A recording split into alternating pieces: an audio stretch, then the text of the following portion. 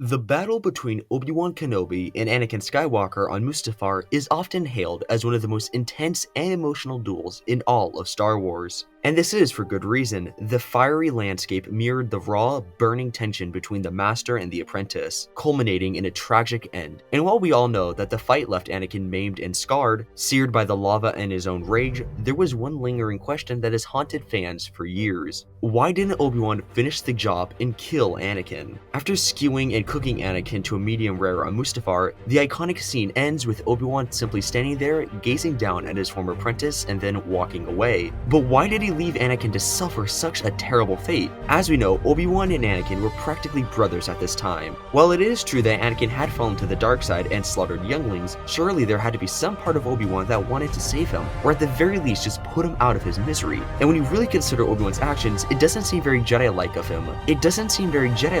To abandon Anakin in agony. However, thanks to the Revenge of the Sith novelization and an excerpt from Obi-Wan's journal, we gain a deeper insight into Obi-Wan's mindset and the reason behind his decision to not kill Anakin. The first reason he didn't save his friend was due to Obi-Wan looked at Anakin and saw out of the corner of his eye the shuttle of Palpatine approaching him. Obi-Wan knew that if he were to stay any longer, he would have been caught and would have been killed, and that would have ultimately spelled doom for Padme and her unborn child, or worse. He realized that he couldn't risk the time it would take to climb down, finish off Anakin, and then make his escape without being captured. But there was more to it than just survival. The book reveals another deeper reason for his actions. Obi-Wan knew that it would have been the merciful thing to do to put him out of his misery. But Obi-Wan didn't feel merciful. Obi-Wan felt a calmness settle over him, and thinking clearly, Obi-Wan knew that he did not have the time to climb down the banks of the black sand. In the end, there was only one choice for him. The choice any Jedi Knight would make. He told himself that regardless of everything that had occurred that day, he was still Obi-Wan Kenobi, and he was still a Jedi Knight. He would not murder a defenseless man. He would leave Anakin's life or death to the will of the Force. And so he turned and walked away.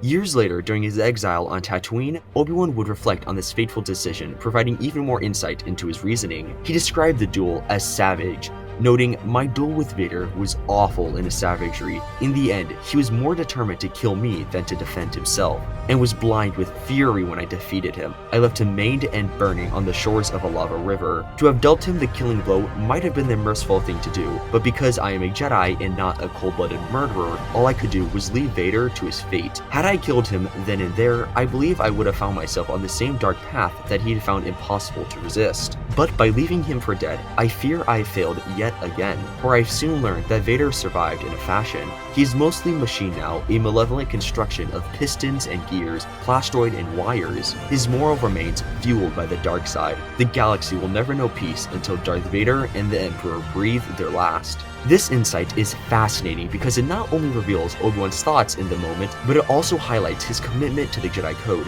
Even when faced with a dangerous foe, he chose to remain in the light, refusing to succumb to the temptations of killing a defenseless man, even if that man was Darth Vader. This also shows us that Obi-Wan feared that if he killed Anakin in cold blood, he might have fallen into the dark side himself, a path that he knew he could never return from. Despite everything, he still held his true values, but at the same time, his choice would haunt him, knowing that Vader's survival would bring more suffering to the galaxy. Obi-Wan's decision to leave Anakin alive on Mustafar wasn't just a moment of emotional turmoil, but a choice rooted in his Jedi beliefs and a looming threat of the dark side. While it may seem cold or even cruel to leave his former brother suffering, Obi-Wan knew that to kill a defenseless Anakin would make him no better than the Sith he fought to destroy. Ultimately, he chose to trust in the will of the Force, but that decision would weigh heavily on him for the rest of his life. It's so fascinating to look into the minds of a Jedi torn between duty and compassion. So what do you think about all of this? Should Obi-Wan have ended Anakin's suffering then and there, or did he make the right call by walking away? Let me know in the comments down below. Also, if you enjoyed today's deep dive into one of Star Wars' most emotional moments, don't forget to like and subscribe for more content as it helps the channel out a ton.